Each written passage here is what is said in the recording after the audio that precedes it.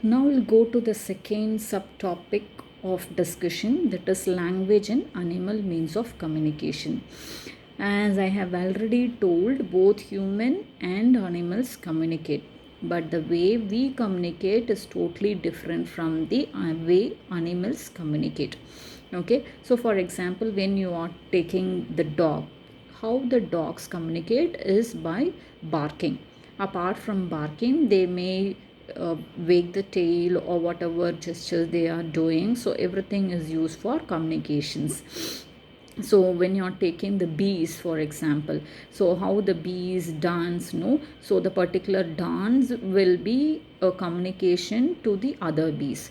So such type of communications are done by the animals. So now you know what type of communication is done by the human being. So what is the main communication tool that we are having is nothing but language. So here in this subunit, we are going to see the difference between language used by human beings to that of the communication done by the animals. Clear? So again I put up in points in my own handwriting. So the first point here in the difference between language and animal means of communication is duality of structure. You know what is duality, meaning two. So what are the two structures used by the human beings? So the first structure used by human being is the units of sound.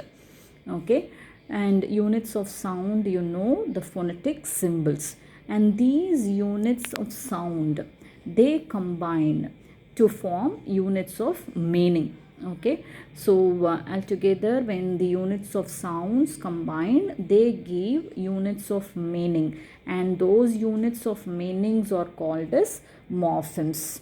Okay, and again those morphemes combine themselves to make phrases and sentences. So this is called as the duality of structure in the language used by the human beings. Clear? So when we are coming to the animals, do they have duality of structure? No. So what type of structure they are using? They don't have any structure at all. So what type of sounds they make is meaningful cries.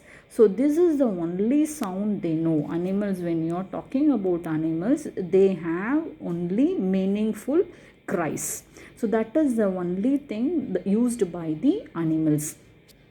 And when we are just analyzing the meaningful cries used by the animals, they are very much restricted in number. Restricted in number meaning that we don't have ample of meaningful cries.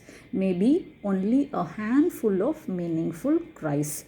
And those meaningful cries express very simple message. They don't give you a detailed talk, isn't it? You know. So this is the first difference between the language used by human beings and the animals means of communication. So that is, humans have duality of structure, meaning the language used by human beings have duality of structure, but the animals have just meaningful cries. Clear?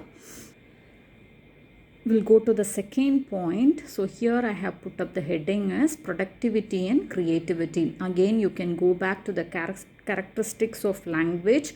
So when I was teaching that, I told you human beings are capable of productivity and creativity. So